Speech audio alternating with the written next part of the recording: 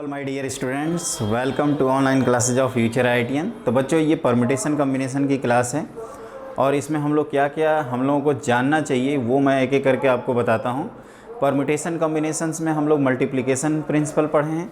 Multiplication principal में क्या होता है कि अगर एक इवेंट को हम m वेज से करते हैं, दूसरे इवेंट को n वेज से करते हैं, तो उसका फॉर्मूला होता है साइमल्टेनियसली परफॉर्म करने का। m और n अगर इंडिपेंडेंट वेज हैं तो साइमल्टेनियसली परफॉर्म करने का होता है m into n ways. Step number 1, addition principle में आइदर वन ऑफ देम करने का m प्लस n वेज होता है। अगर आपको 10 ऑब्जेक्ट्स दिए जाते हैं, 10 को डिस्टिंक्ट ऑब्जेक्ट्स, और 10 को अरेंज करना है तो 10 फैक्टोरियल, 10 में से 4 को अरेंज करना है तो 10CR into 10C4 into 4 factorial, और 10 में से 4 का सिलेक्शन करना है तो उसका आंसर होता है 10C4। तो ये हम लोगों को एक एक करके ध्यान रखना होगा। इसमें आगे बढ़ते हैं तो रेस्ट्रिक्टेड परम्यूटेशंस और कॉम्बिनेशंस आते हैं, स्ट्रेट लाइन से रिलेटेड प्रॉब्लम्स होते हैं, ट्रायंगल से रिलेटेड प्रॉब्लम्स होते हैं, क्वाड्रिलेटरल से रिलेटेड प्रॉब्लम्स होते हैं, समेशन ऑफ ऑल नंबर्स होता है जो कि पीछे हमने क्वेश्चंस दिया है, तो इसका हम थ्योरी अभी समझाएंगे और आपको क्वेश्चंस भी कराएंगे। फिर आपके डिक्शनरी प्रॉब्लम्स होते हैं और स्ट्रिंग और गैप मेथड होता है। जब भी हमें ऑब्जेक्ट्स को एक साथ रखना होता है तो हम स्ट्रिंग मेथड का यूज़ करते हैं, और जब भी हमें ऑब्जेक्ट्स को अलग अलग रखना होता है तो हम गैप मेथड यूज़ करते हैं। फिर हम लोग ऐसे परम्यूटेशंस करते हैं जिसमें कुछ ऑब्जेक्ट्स आइडेंटिकल होते हैं, तो उसमें क्या करते हैं, नंबर ऑफ ऑब्जेक्ट्स का फैक्टोरियल अपॉन जितने ऑब्जेक्ट्स आइडेंटिकल हैं उनके फैक्टोरियल से डिवाइड कर देते हैं। फिर आगे बढ़ते हैं बच्चों, तो when particular number of permutation या permutation of distinct objects when some objects are particular order, इसमें हम लोग क्या करते हैं कि जो पार्टिकुलर ऑर्डर में जो ऑब्जेक्ट्स होते हैं उनको हम लोग आइडेंटिकल ऑब्जेक्ट्स ट्रीट करते हैं। ओके, फिर आगे बढ़ते हैं तो डिवीजन डिस्ट्रीब्यूशन से रिलेटेड प्रॉब्लम्स होते हैं। फिर ओपन सिलेक्शन जिसमें नंबर ऑफ डिवाइजर से रिलेटेड प्रॉब्लम्स होते हैं। फिर सर्कुलर परम्यूटेशन होता है। सर्कुलर परम्यूटेशंस के केस में याद रखिएगा बच्चों कि अगर n डिस्टिंक्ट ऑब्जेक्ट्स दिए जाते हैं तो नंबर ऑफ सर्कुलर परम्यूटेशन होता है n-1 फैक्टोरियल। अगर आपका क्लॉकवाइज और एंटी क्लॉकवाइज डिस्टिंक्ट है, जैसे पर्सन है डाइनिंग टेबल पे लंच कर रहे हैं तो उनको पलट नहीं सकते, लेकिन जहाँ पे स्विचिंग की प्रॉपर्टी आपकी होगी, फ्लिपिंग होगा। In case of garland necklace, वहाँ पे number of permutation of N distinct और number of circular permutation of N distinct objects हो जाएगा n-1 फैक्टोरियल अपॉन 2। फिर डीअरेंजमेंट में एक हमारे पास सिंपल सा फॉर्मूला रहता है कि अगर n ऑब्जेक्ट्स हैं और n को डीअरेंज कर उनके एक्चुअल प्लेसेस से डीअरेंज करना है तो उसका नंबर ऑफ वेज होता है n factorial upon 1/2 factorial minus 1/3 factorial plus 1/4 factorial से लेकर एंड सो ऑन तक। तो ये क्वेश्चंस हैं। अब जैसे यहाँ पे सम ऑफ ऑल 4 डिजिट नंबर, तो इसका एक फॉर्मेट होता है, सेट होता है, उसको मैं बता देता हूँ। वैसे मैं पहले आसान सा कंसेप्ट बताता हूँ, कई बच्चों को तो याद भी रहता है। जैसे 1 2 3 दिया जाए और कहा जाए कि रिपीटिशन इज़ नॉट अलाउड और समेशन ऑफ ऑल नंबर्स लिखो, तो 1 2 3 1 3 2 2 1 3 2 3 1 3 1 2 3 2 1, 6 नंबर्स लिखोगे। आपने ये ऑब्जर्व किया कि यहाँ पे जो सम है वहीं से 10th और 100 प्लेस पे है, तो s plus 10s plus 10 square s। तो सम अगर इसका लिखेंगे तो ये आ रहा है 1 1 1 टाइम्स s, और s कैसे लिखेंगे तो कितने टाइप की डिजिट हैं और एक डिजिट कितनी बार आता है वो निकाल लेते हैं। तो एक डिजिट कितनी बार आता है अगर वो निकालोगे तो ये 1 + 2 + 3, तो टोटल नंबर ऑफ नंबर्स कितने हैं लिस्ट में, तो 3 फैक्टोरियल, और टाइप्स ऑफ डिजिट्स कितनी हैं तो 3। तो इसमें बच्चों केवल यहाँ पे चेंज होता है, बाकी सारी चीज़ें सेम रहती हैं। जैसे इस क्वेश्चन में आंसर करना हो तो इस क्वेश्चन में आंसर कर देंगे, हमें 4 डिजिट का नंबर बनाना है तो ये 4 1 रहेंगे, है ना। इसी तरह से 10³ 1। फिर टाइप्स ऑफ डिजिट का समेशन 1 + 2 2 + 3। अब यहाँ पे क्या है कि कितने नंबर्स बनेंगे तो 4 फैक्टोरियल अपॉन 2 फैक्टोरियल, और कितने टाइप्स ऑफ डिजिट हैं तो 4। यहाँ भले फ्रैक्शन आए उस पर ध्यान नहीं देंगे, आप आराम से अपने क्वेश्चंस को सॉल्व करते जाएंगे। तो ये 1 1 1 1 4 बार, और ये क्या हो गया 5 6 4 3 7 1 8 मल्टीप्लाइड बाई ये हो गया आपका 24/8 3। तो ये हो जाएगा बच्चों 1 1 1 1 मल्टीप्लाइड बाई 24, तो ये हो जाएगा 4 6 6 6 2 2 6 6 4, है ना। 2 6 6 4 इज़ द करेक्ट आंसर। लेकिन यहाँ तक कैसे किए, कैसे यहाँ तक पहुँचे कैसे, ये बताओ। तो कहोगे कि सर यहाँ पे जो आपने बताया था अगर रिपीटिशन अलाउ होता तो यहाँ पे 3³ लिखते बस अपॉन 3। तो यहाँ पे जो सम है वही सम यहाँ है, वही सम यहाँ है, तो सम को लिख दिया 10s plus s plus 10s plus 10 square s। तो ये 1 1 1 1 s ऐसे करके हमने लिखा। फिर 1 + 2 + 3 लिखा, मल्टीप्लाइड बाई n मतलब एक डिजिट कितनी बार आता है। तो उसको निकालने के लिए हमने total number of numbers upon 3 लिख दिया है, और ये 111 1 + 2 + 3, और ये टोटल आंसर है। और इस तरह से हमारा कम्प्लीटली सॉल्व हो जाता है आंसर बच्चों, ये ध्यान रखना। तो यहाँ पे जैसे हमने किया है ना, एग्जैक्टली वैसे ही यहाँ पे करेंगे। अब जैसे कई बच्चे सोचते हैं, अब जैसे देखो इसमें जैसे 1 2 3 4 रहता तो क्या करते, तो 1 2 3 4 रहता तो यहाँ लिखते 4 फैक्टोरियल अपॉन 4, यहाँ पे 1 + 2 + 3 + 4 लिखते। तो इसी में वेरिएशंस कर लो और एक बार कैलकुलेशंस को चेक कर लेना। 24 × 4 1 मतलब 1111। तो ये आएगा ना 2 जैसे ये 4 है, फिर इनका सम करते हैं, फिर इनका सम करते हैं, फिर इनका सम करते हैं, और लास्ट में 2 लिख देते हैं। ओके, आप चाहें तो निकाल भी सकते हैं इसको। तो ये 26664 इज़ द करेक्ट आंसर। अब आप लिखो नेक्स्ट प्रॉब्लम। देखो ये क्वेश्चन ये है कि 1 से लेकर 1000 के बीच में जब नंबर लिखते हैं तो 3 को कितनी बार लिखना पड़ता है, 3 को। The number of times the digit 3 will B retain when listing the integers from 1 to 1000। पहला 3 आएगा 3 पे, दूसरा 13, फिर 23, फिर 30 से लेकर 39 तक आएंगे। 33 में 2 3 आएगा। तो ये हमें काउंट करना है। तो देखो बच्चों, इसको काउंट करने का ये तरीका होता है कि हमारे पास नंबर हैं 3 डिजिट के, क्योंकि 1000 में कोई 3 नहीं है। तो इसमें इसको करने के जो जैसे 3 लिख सकते हैं, तो आप कर सकते हो कि exactly 1 3, exactly 2 3, exactly is used, exactly 2 लिखना चाहिए, TWO 3 इज़ रिटन या इज़ यूज्ड, और एग्जैक्टली ऑल 3 कह सकते हैं। तो यहाँ पे आप कह सकते हो बच्चों कि एग्जैक्टली 1 3 में 3 पोजीशन में तो एक पोजीशन सेलेक्ट कर लेते हैं, वहाँ 3 प्लेस कर देते हैं, और बाकी पोजीशन पे 9 और 9 डिजिट अपने भर देते हैं 3 के अलावा। यहाँ पे क्या होता है, एग्जैक्टली 2 पोजीशन सेलेक्ट कर लेते हैं, 3 को फिलअप कर देते हैं और एक पोजीशन पे, और यहाँ पे आपके पास एक ही ऑप्शन है 333 का, लेकिन आपको आंसर करना है। तो ये जो पहले नंबर लिखे हैं इसमें लिखा है 3 × 9 × 9 मल्टीप्लाइड बाई 1, क्योंकि एक ही 3 है। यहाँ पे है 3 × 9, और यहाँ पे 2 2 3 है तो मल्टीप्लाइड बाई 2, और यहाँ पे एक ही नंबर है लेकिन 3 है आपके 3।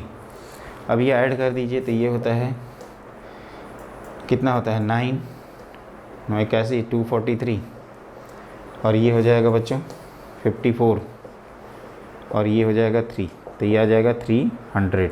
इनफैक्ट ये अगर नंबर 4 से रिलेटेड 3 2 3 4 5 से लेकर आपका 9 तक आए, सबके आंसर 300 ही होंगे। आंसर केवल 1 में चेंज होगा और 0 में चेंज होगा। 0 में 1000 वाले भी पार्ट काउंट करने लगेंगे, और 1 के केस में इनफैक्ट 1 के केस में एक 1000 वाला डिस्टर्ब करेगा। तो 2 से लेकर 9 तक, ये हम ऑलरेडी थ्योरी क्लास में बोलते रहते हैं। हमारे वीडियो जो हमारा चैनल है उस पर जो हमारा कंप्लीट वीडियो है PNC का, आप देखोगे तो उसमें जो लेक्चर हमने ऑलरेडी इस क्वेश्चन के बारे में डिस्कस कर रखा है कि the number of times the digit 3 will be written.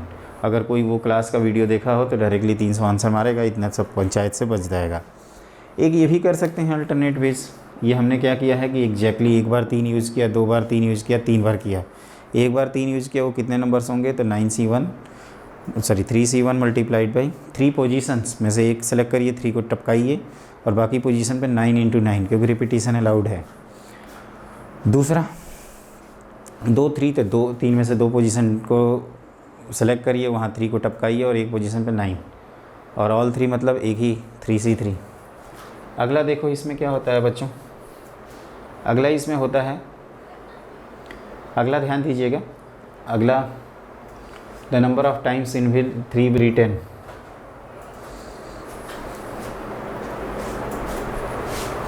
When the listing the integers from 1 to 100।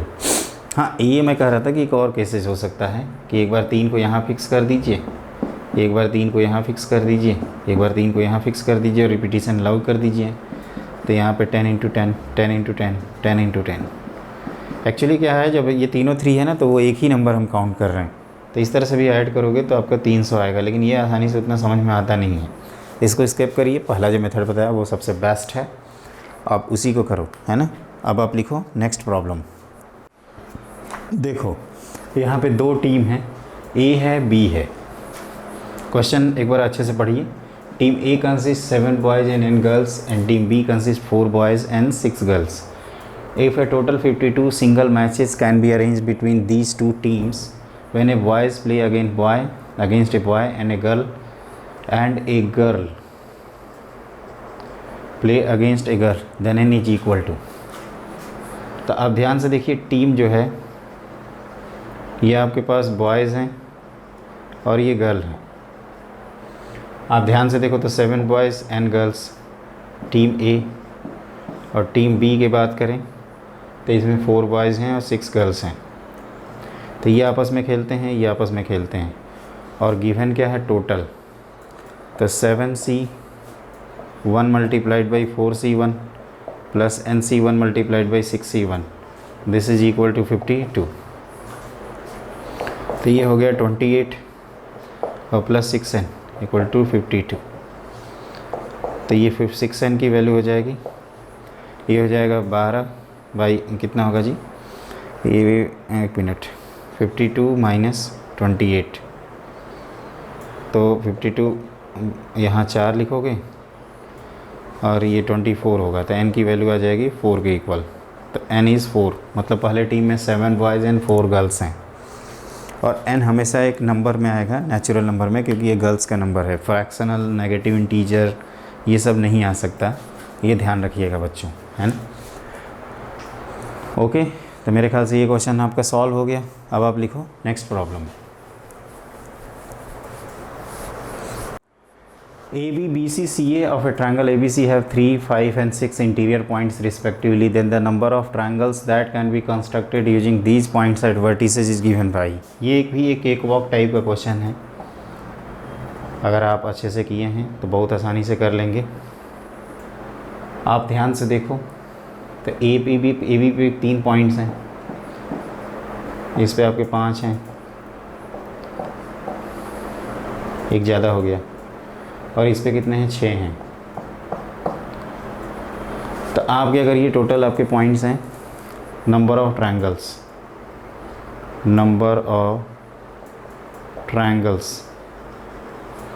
तो ये है 6, 3, 9, 5, 14, 14C3 minus 3C3 minus 6C3 minus 5C3। तो ये वैल्यू कितनी हो जाएगी, इस 14 into 13 into 12/6 minus 1 minus 20 minus 10। तो ये 2, तो ये हो जाएगा 28 गुणे 13 माइनस 31। तो ये 13 8 है 104, 13 दूनी 26, 10 36 माइनस 31। तो ये आ जाएगा 333। हमने क्या किया बच्चों, टोटल पहले निकाल लिया, और जो हमारे ये 3 कोलिनियर में से जब भी 3 का सिलेक्शन होगा तो ट्रायंगल तो बनेगा नहीं, यहाँ पे 3 का ट्रायंगल बनेगा नहीं, यहाँ पे भी ट्रायंगल बनेगा नहीं। तो इस तरह से हमारा आंसर हो जाएगा 333 के इक्वल, और ये हमारा क्वेश्चन इत्मीनान से सॉल्व हो जाएगा, है कि नहीं। ओके, सही है, यहाँ तक 100% सही है। ओके, अब आप लिखो नेक्स्ट पॉइंट। तो देखो बच्चों, ये क्या है, the total number of 3x3 matrices A having entries from the set 0, 1, 2, 3। ये सेट को ऐसे लिखिए, such that sum of all diagonal entries of A into A transpose A, B, C, D, E, F, G, H, I, ऐसे अगर लिख देते हैं तो A इंटू A ट्रांसपोज कितना होगा, तो A, B, C, D, E, F, G, H, I transpose करिए तो A, B, C, D, E, F, G, H, I। तो जब डायगोनल एलिमेंट्स का सम करोगे बच्चों तो इन सब के स्क्वायर का सम आ जाएगा, A square plus B square plus C square plus D square plus E square plus F square plus G square plus H square plus I square equal to 9। अब देखो ये 9 लाना है तो एक पॉसिबिलिटी है सभी के सभी 1 हो जाएं, ऑल 1। दूसरा पॉसिबिलिटी है कि एक 3 लीजिए और रेस्ट 0 ले लीजिए। तीसरी पॉसिबिलिटी है कि ऐसे ले सकते हैं 2 2 4 और एक 1 और बाकी सब जगह 0। और एक और पॉसिबिलिटीज़ है कि एक देखो 3 को हम लोग मैक्सिमम एक ही बार ले सकते हैं, 2 को 1 टाइम्स ले लिया तो ये 4 हो गए और 5 आपके 1 हो गए और बाकी रेस्ट 0 है कि नहीं। तो यहाँ पे आंसर्स कितने दिखेंगे, देखो सभी 1 तो उसका एक ही आंसर है, 1 3 रेस्ट 0 मतलब 9 में से 8 आइडेंटिकल 9 आंसर आएंगे। यहाँ टोटल कितने ऑब्जेक्ट्स हैं 9, जिसमें 2 आइडेंटिकल हैं और इधर कितने हो गए 6 आइडेंटिकल। तो इसका आंसर आपको लिखना होगा 9 इंटू 8 फैक्टोरियल 8 इंटू 7 अपॉन 2। तो ये हो गया 9 के 36 दूने 7 कितना होता है ये 42, 2 6 7 42, 7 6 42, 7 3 21 और 4 25 252। और ये क्या है, तो ये आप कहोगे कि सर 5 1 है, 3 0 हैं 8 और एक 9, तो 9 में से 3 आइडेंटिकल और ये 5 आइडेंटिकल है। तो ये हो जाएगा 9 8 7 6/6 कट जाएगा 9 8 72 मल्टीप्लाइड बाई 7 7 दूनी 14 7 7 49 1 50। अब गिनो ये कितने हैं, तो 504 252, ये हो गया 6 5 7 और 10 7 कितने हो गए 6 6 766 इज़ द करेक्ट आंसर। बिल्कुल सही है, लेकिन वहाँ तक पहुँचे कैसे, देखो पहले हमने मैट्रिक्स को एज्यूम किया, ए इंटू ए ट्रांसपोज किया तो सम ऑफ डायगोनल्स आया सम ऑफ ऑल स्क्वायर्स। हमें चाहिए 9 तो सबको 1 कर दिया, एक केस एक को 1 5 को एक को 2 लिखिए, एक बार 2 और 5 बार 1 तो 2 का स्क्वायर हो जाएगा आपका 4 और 5 9 और रेस्ट 0, एक बार 3 लिखिए और बाकी 9 0 और 2 बार 2 यूज़ कर सकते हैं, 4 + 4 8 और एक 1 यूज़ कर सकते हैं और रेस्ट 0 यूज़ कर सकते हैं। रेस्ट 0 वाला नहीं लिख रहा हूँ। और ये अरेंज कर दो और उसके बाद टोटल की काउंटिंग कर लो, तो ये 10 हो गए, ये 252 504, इन सबको ऐड करेंगे तो 766 इज़ द करेक्ट आंसर। अब देख ही रहे हैं बच्चों, इसमें बेसिक चीज़ें ज़रूरत हैं, कोई हाई फाई पीएनसी में क्वेश्चंस नहीं आते हैं। अब आप लिखो नेक्स्ट प्रॉब्लम। देखो बच्चों, ये एक डायग्राम से रिलेटेड प्रॉब्लम्स है, हमने पूरा क्वेश्चन नहीं लिखा है। एक क्वाड्रिलेटरल है ABCD जिसके AB पे 9 पॉइंट्स हैं, BC पे आपके 7 पॉइंट्स हैं, इस पे आपके 6 पॉइंट्स हैं, इस पे आपके 5 पॉइंट्स हैं। आपको क्या करना है, alpha is the number of triangles having these points have vertices of different side लेना है, डिफरेंट साइड्स। और उसी तरह से बीटा क्या है, number of quadrilateral having these points from different sides as vertex. तो अल्फ़ा डिफरेंट साइड ट्रायंगल कब बनेगा, जब यहाँ इन तीनों से उठाएंगे या इन तीनों से उठाएंगे या इन तीनों से उठाएंगे या 1 3 4। तो आप कह सकते हो कि अल्फ़ा नंबर ऑफ ट्रायंगल्स हैं, तो 5C1 इंटू 6C1, आप डायरेक्टली 5C1 को 5 लिख सकते हैं, 5 9 7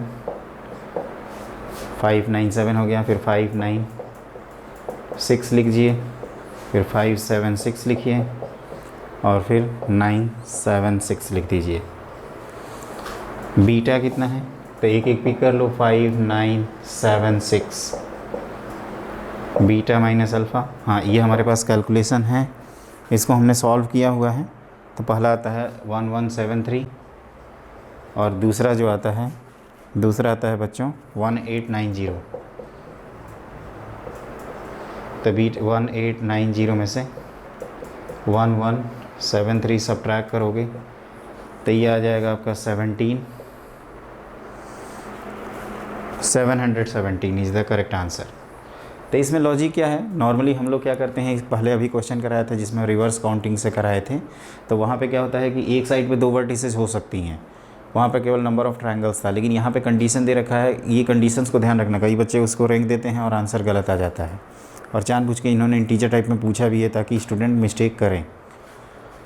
तो ध्यान रखना कि इसमें क्या होगा, जब डिफरेंट साइड लेंगे तो एक बार एक दो ट्रायंगल ऐसे बन सकता है, एक ट्रायंगल इस तरह से बन सकता है, ट्रायंगल जैसे ऐसे लिया यहाँ 9 1 2 3, फिर 1 2 3, फिर 1 2 3, फिर 1 2 3, 4 बार बनेंगे ना 4C3 से, तो वो हमने लिख दिया। क्वाड्रिलेटरल में चारों में से एक एक पिक करना होगा, वो भी लिख दिया। बीटा माइनस अल्फ़ा निकाला तो 717 आ गया, ये है आपका करेक्ट आंसर है। और इस तरह से बच्चों हम लोगों ने क्वेश्चन अपना सॉल्व भी कर लिया है कि नहीं। ओके, तो ये आपका फाइनल डेस्टिनेशन है जिसको आपको हमेशा याद रखना है। मेरे ख्याल से आपको पूरा समझ में आ गया होगा 100%। ओके, तो परम्यूटेशन कम्बिनेशंस के जो मेन प्रॉब्लम्स थे बच्चों हमने करा ही दिए। मेन होते हैं इसमें जो बेसिक परम्यूटेशन कम्बिनेशंस के आते हैं, नंबर ऑफ़ डिवाइजर से रिलेटेड अब का कम क्वेश्चन आते लगे हैं। मेनली मैं देखा हूँ कि simple permutations combinations NCERT based ही क्वेश्चन आते हैं, डिक्शनरी प्रॉब्लम्स, तो वो प्रॉब्लम्स आप एक बार ज़रूर करें, और फिर क्वेश्चंस की सीरीज़ तो चलती ही रहेगी। Have a great day.